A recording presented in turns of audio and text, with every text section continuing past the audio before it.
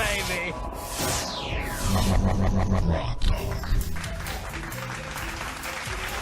Welcome back to segment 3 of GrokTalk, brought to you by GrokTalk.com and the Coalition of New Hampshire Taxpayers, coming to you from CNHT's offices here in Concord, New Hampshire.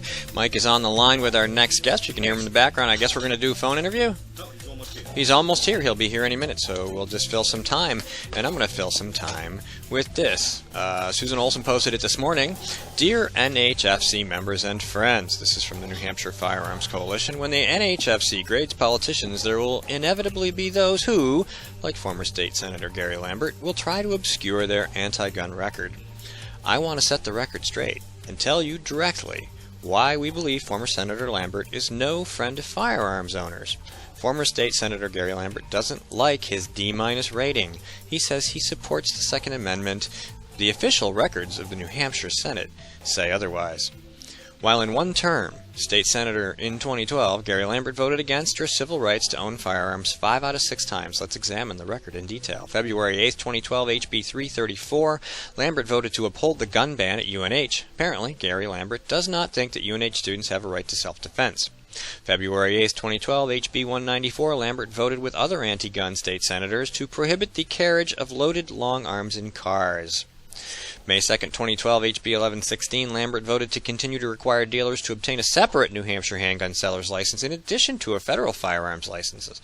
These licenses add costs and fees to dealers and thus raise the price of guns you may be buying. This license is antiquated and no longer needed. May 2, 2012, HB 536, Lambert voted to weaken a Vermont-style carry bill. May 9, 2012, HB 1341, Lambert voted against owners of backyard shooting ranges. So if you live in a so-called compact zone, no matter the size of your backstop, in Gary Lambert's view, you should not be able to target shoot on your own property. We have been sending these points to anyone who has questioned our D rating.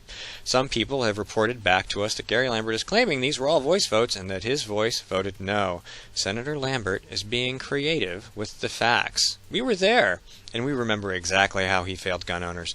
There was no recorded roll call vote or written objection in the Senate Journal. The audio tape of the Senate sessions and NHFC board members in the balcony confirmed that Mr. Lambert did not utter a word of objection. It's one of the important points. I was listening to Jeff Chittister on the way in, New Hampshire Perspective, WGIR, 610 a.m., and he was talking with a number of candidates for the New Hampshire Senate, but one of the things they brought up, I think it was Jane Cormier was one of his guests, and she mentioned roll call votes, how there are very few in the state Senate, and how deliberate that is, so that it's very difficult for you to accumulate a record of things like this so that you can then hold those people responsible. Aha. And that's a bit like the US Senate, where they vote for it before they vote against it with these cloture votes, where they either vote to allow it to go to debate so they can vote against it afterwards, or vice versa. So while we're talking about NHFC ratings, let's bring up Jim Rubin's. Jim Rubin's campaign screwed up.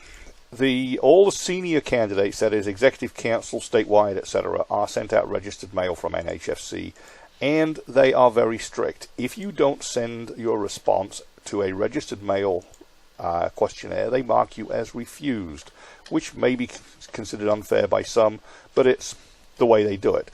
Now, to Jim Rubin's actual record, he was the first on the road when Scott Brown entered the race. He was the first to hit the road with a Second Amendment tour and to go around gun shops, gun ranges, meet the people, and speak up.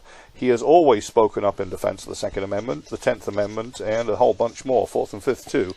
And as I say, you can argue with him on some points of policy, and he will argue back, which is fine. I respect his opinions, but he does actually support the Second Amendment very firmly. And as I say, he admits he screwed up with the NHFC, and, well, their rating is strict, so be it. Another thing that went on this week, and I brought this up because nobody else had talked about it, but Tom Steyer has a PAC called Next Gen Climate Action, and it's primarily funded by him and a few other out-of-state millionaire billionaires, and they have this ad running against Scott Brown. Everybody's just attacking Scott Brown like he's the guy. Even the NHGOP is, planning events. Everybody's thinking he's the one. But anyway, I don't care about that. I was very amused by the ad because it's one of those anti-Coke Brothers ads, and there's a long story there between Steyer and them, and you should go to GraniteGrok.com and look up Tom Steyer and read many of the extensive articles I've written with lots of links that uncover the reality of this and tie to other research people have done. That's outstanding research. That, they put this ad up, and in the ad, the voiceover says, "There's no oil in New Hampshire. There's no oil in New Hampshire." It goes to great length to make the point that the Koch brothers make their money from oil, and there's no oil in New Hampshire. But Maggie Hassan, our governor, says one of the greatest things about her being governor is this 20-something 2% increase in exports from New Hampshire, most of which, almost all of which, came from oil, from the Bakken oil reserves, fracked out of the ground, that traveled on a train through New Hampshire into Canada and never stopped here. I'm like, yeah, there's no oil in New Hampshire. Why is Maggie Hassan running around? Yeah, I thought it was great. I think, yeah. That would count as, is that Nebraska where the Bakken formation is? It's in North Dakota, South Dakota, Canada. North Dakota, right. So it would count as exports from North Dakota, not as exports from New Hampshire. They just happen to cross the border here. That's a bit like... But she took credit for it. She put it on the books. She's a Democrat. It's like saying you live here to vote here when you don't. You know, NH Business Review, I think it was, said, geez, 21-point-something% of your 22% increase was trains full of oil that came from someplace else and just had to travel through here to get where they were going. And here's, Next Gen Climate Action going, there's no oil in New Hampshire. Right. I thought that was fantastic. So I heard a door. I wonder if that was him. I would hope so. He said he was almost here. So, Tom Steyer is a bit like the Koch brothers. I mean, the Democrats have their sugar daddies. The Republicans have their sugar daddies. George Soros is a communist sugar daddy for the Democrat Party. Tom Steyer is interesting. He is in many ways more like the Koch brothers. He makes a lot of profit out of mineral extraction, oil, and so on. Thermal coal, he made a lot of money on that. He's one of those evil hedge fund manager types, and so he makes money off of these evil carbon substances, and then turns around and works to increase regulations on those same substances he's making profits out of. Well, I think he's discovered that it's easier for him to make money by supporting green energy because the government will just hand him taxpayer money. He doesn't have to work for it. Right. Well, I mean, when Al Gore was at his height with pushing the global warming scam, he had a company that basically sold carbon indulgences. Mm-hmm. I deliberately use the semi-religious connotation there. Because it's true. It's basically conscience solve for Democrats that if you travel on a plane, you can pay an offset. Burn all you want, we'll plant some trees. Yeah, it'd go into Al Gore's pocket mostly. And there were actual carbon trading exchanges that were set up on the premise that Chicago had one, yeah. Yeah, that global cap and trade was going to happen, and they were all going to get rich off it. Unfortunately, it didn't work. They tried it in Europe first. They didn't even get to first base in America. They tried it in Europe first. They created cap and trade. They created a carbon exchange. They created these carbon credits that could be traded from companies that burned less carbon to ones that still for a while had to use more. The problem is that too many people begged too many favors from too many governments, and the amount of carbon credits in circulation exceeded the amount that anybody wanted to trade, and the price crashed. We had that problem with our GGI. What happened? Right here in New England. Yep. I think that's Keith calling me back. Hang on. No, it's Jim's people. Hang on. Okay, tell me if you're going to do that so that I don't have to listen to the big clanking sound. So yeah, GraniteGrok.com, great resource. We have thousands and thousands of articles on all kinds of topics, and you should go and check it out. As I've reminded you several times today, because I often forget, Facebook and Twitter, search Granite Grok, and you will see many of the same things and some other stuff as well. So we had a few other things. Granite Grok's been... Thank you, Casey.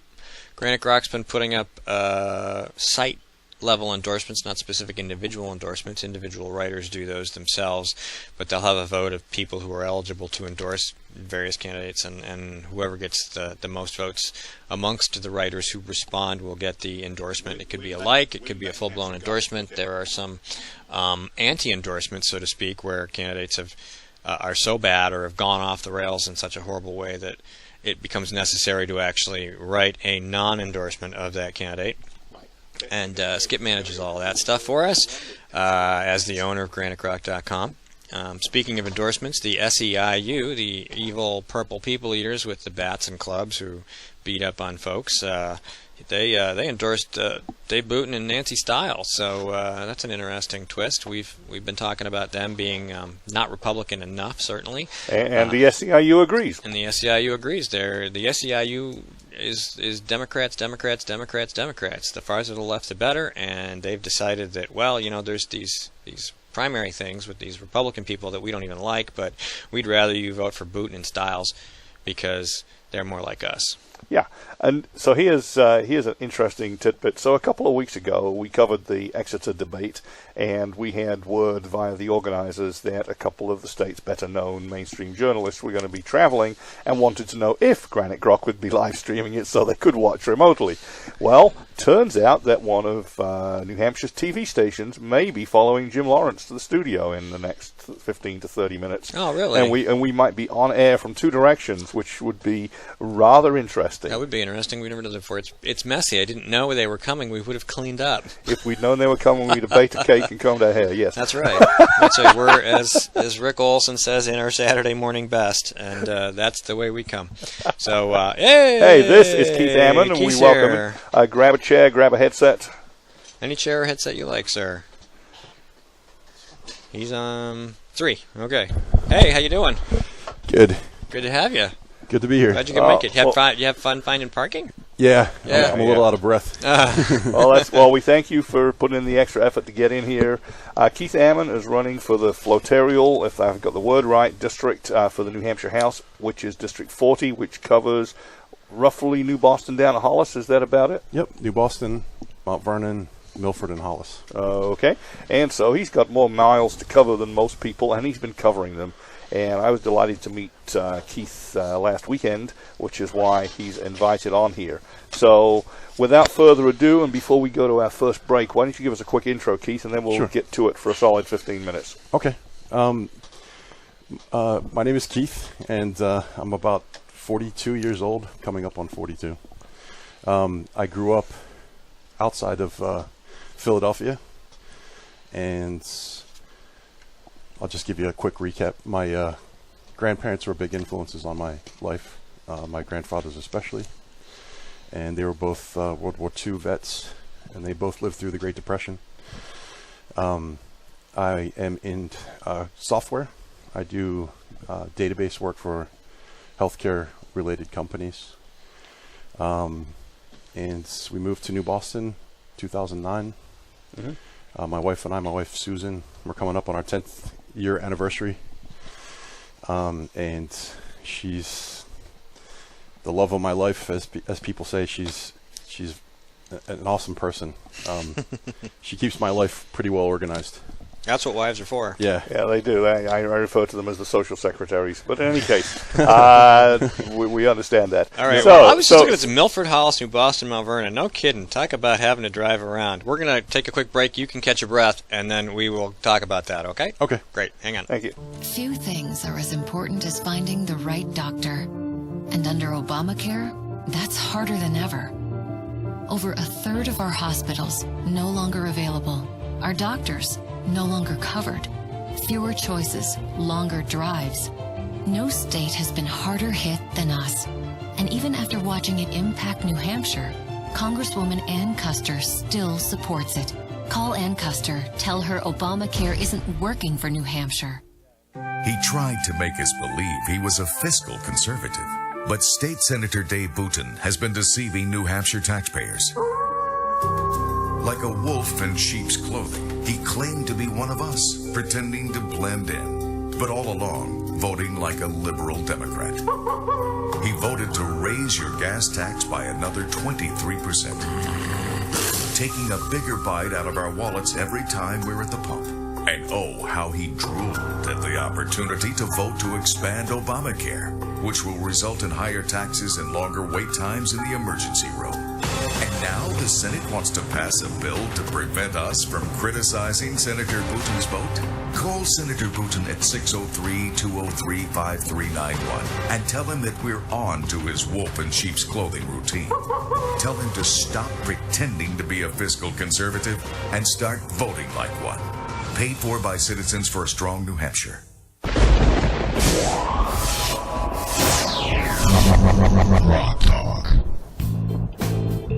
All right, let's get right to it. Our guest is Keith Ammon. He is here running for a New Hampshire House Flatterial District in Milford Halls, New Boston, and Mount Vernon, and he's here to talk to us about principles. Hold it. Let me turn you on so you can talk. There we go. Have a shot at it. There we are.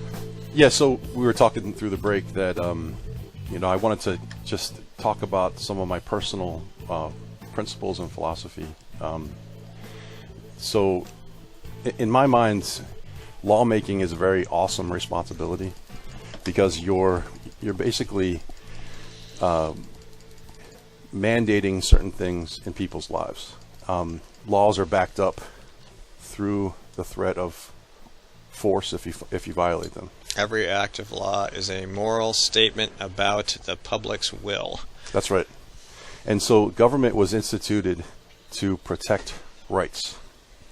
And it's very important to have a clear demarcation of what a right is and what things are rights and what things are not rights. And the way that I look at it is my rights can't conflict with your rights. And we get rights because we're individuals, not because we're part of a group. We all have the same rights.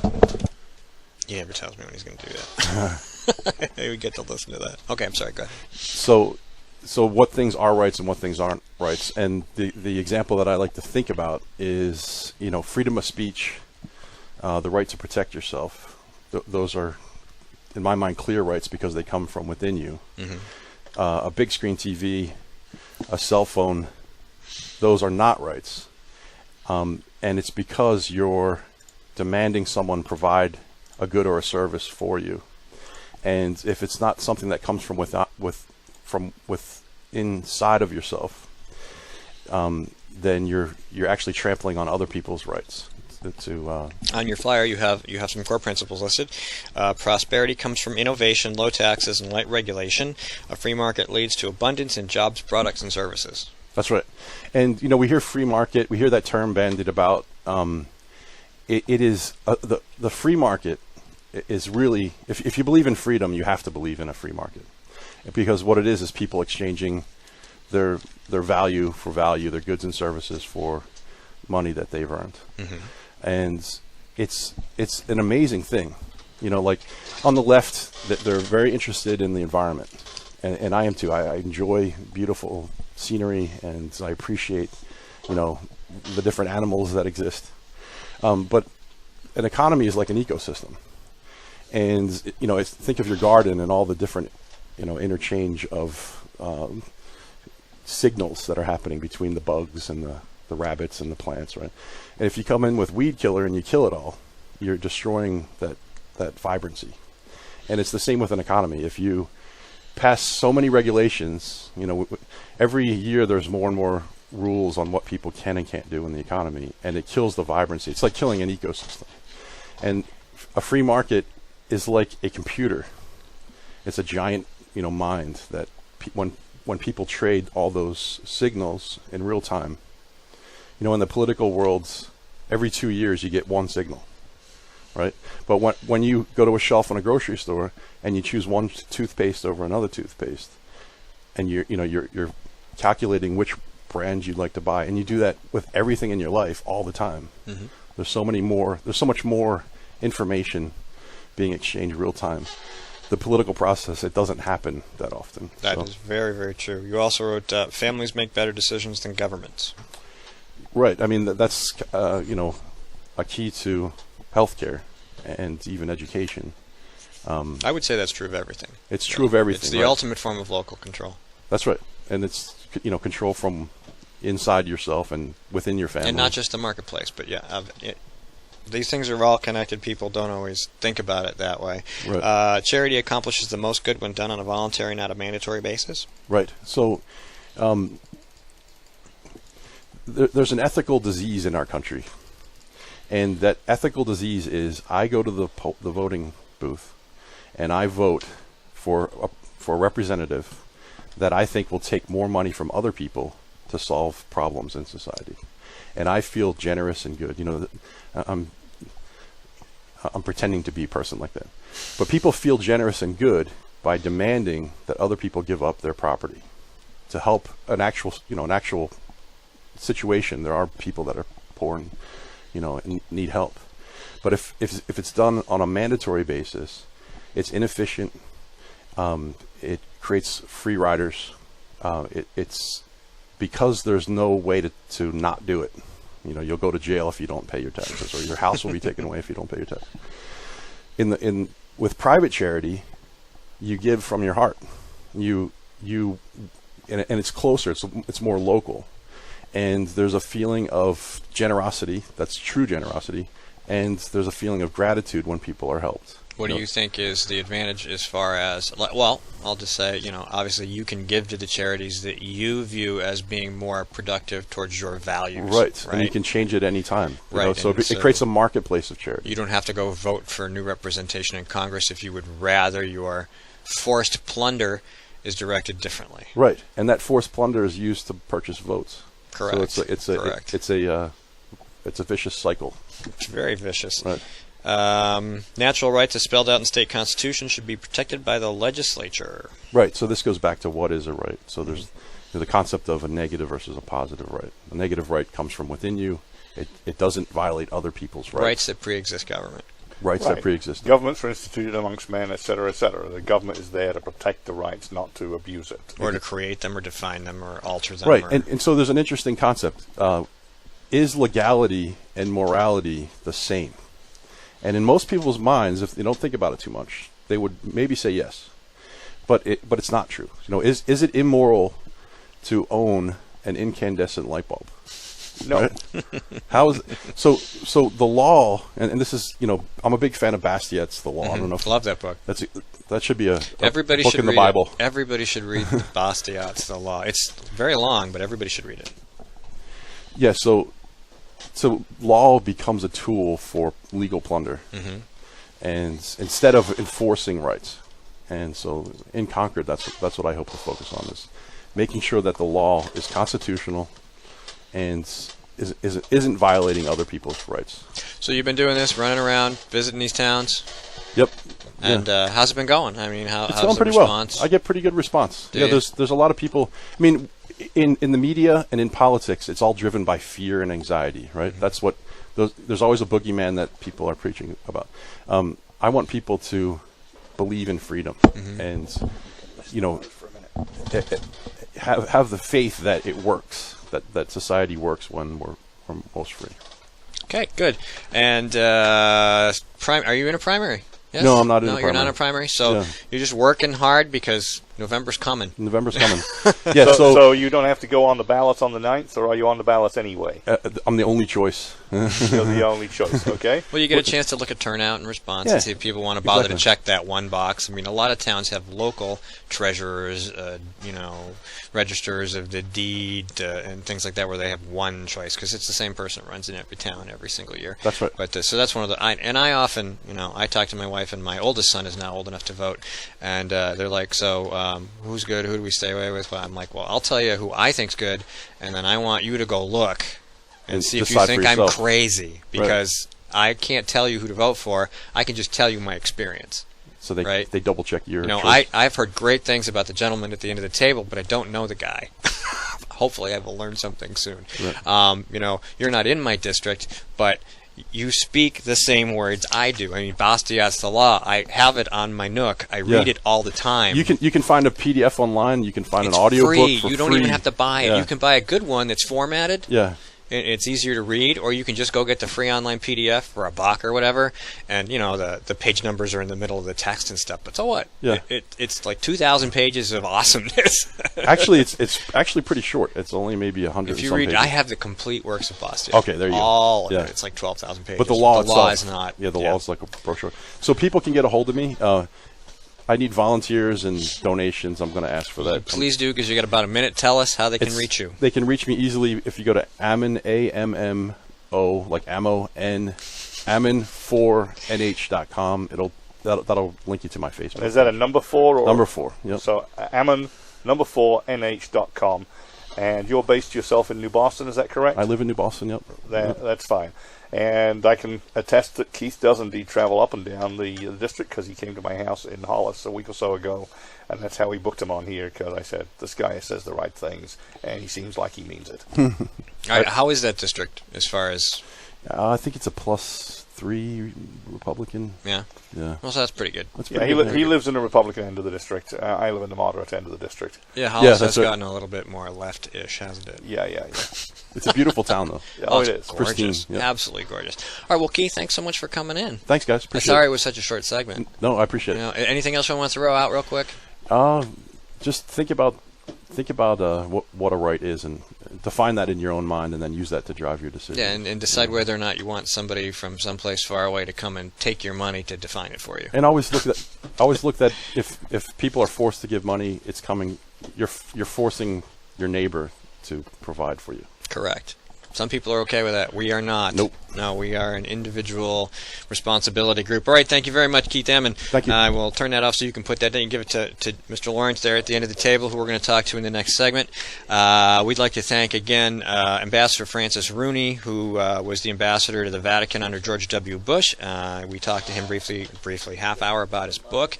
And then, hey, how you doing? See, it's always nice to see people I know. And Mike's taking his headset off and not telling me again, so we got all that background noise. But that's the end of this segment, and the one with a microphone on it would be great. And we'll be back in the next segment with Jim Lawrence, who's running for Congress in Congressional District 2. And I'll turn the music up so you can hear that. And we'll be back in about 2.5 minutes to talk to Jim.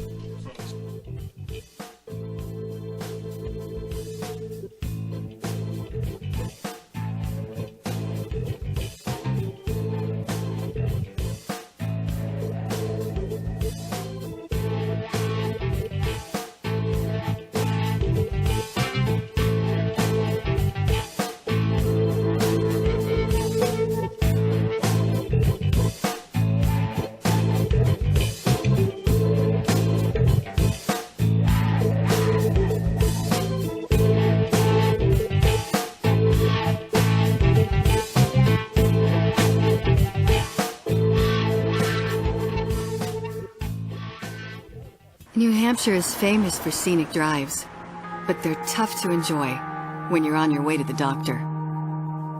Because Obamacare limits your choices, some will have to drive more than an hour to see a doctor. What's health insurance worth if care isn't there when you need it?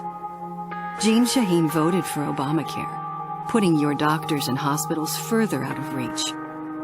Tell Senator Shaheen Obamacare is not working for New Hampshire. She tried to make us believe she was a fiscal conservative, but State Senator Nancy Stiles has been deceiving New Hampshire taxpayers. Like a wolf in sheep's clothing, she claimed to be one of us, pretending to blend in, but all along voting like a liberal Democrat. She voted to raise your gas tax by another 23%, taking a bigger bite out of our wallets every time we're at the pump. And oh, how she drooled at the opportunity to vote to expand Obamacare, which will result in higher taxes and longer wait times in the emergency room. And now the Senate wants to pass a bill to prevent us from criticizing Senator Stiles' vote. Call Senator Stiles at 603-918-0553 and tell her that we're on to her wolf in sheep's clothing routine. Tell her to stop pretending to be a fiscal conservative and start voting like one. Paid for by Citizens for a Strong New Hampshire.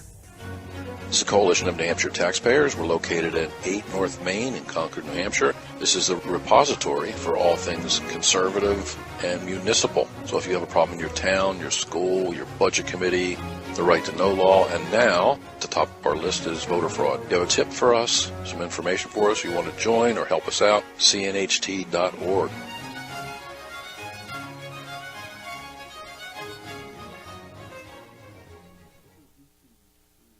GrokTalk. Senator David Booten has a fistful of dollars and a very bad voting record. My name is Jane Cormier, and I'm calling him out on September 9th at the Republican primary. Join the fight. Find me at janecormier.org. I am the conservative candidate, and I approve this message.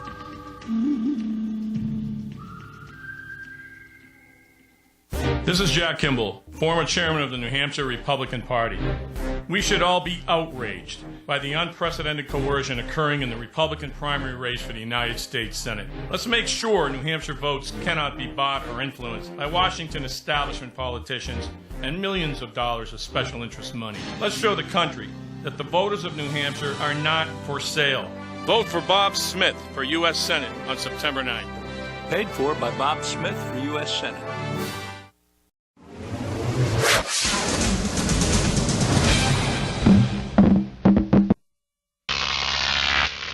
Grok TV.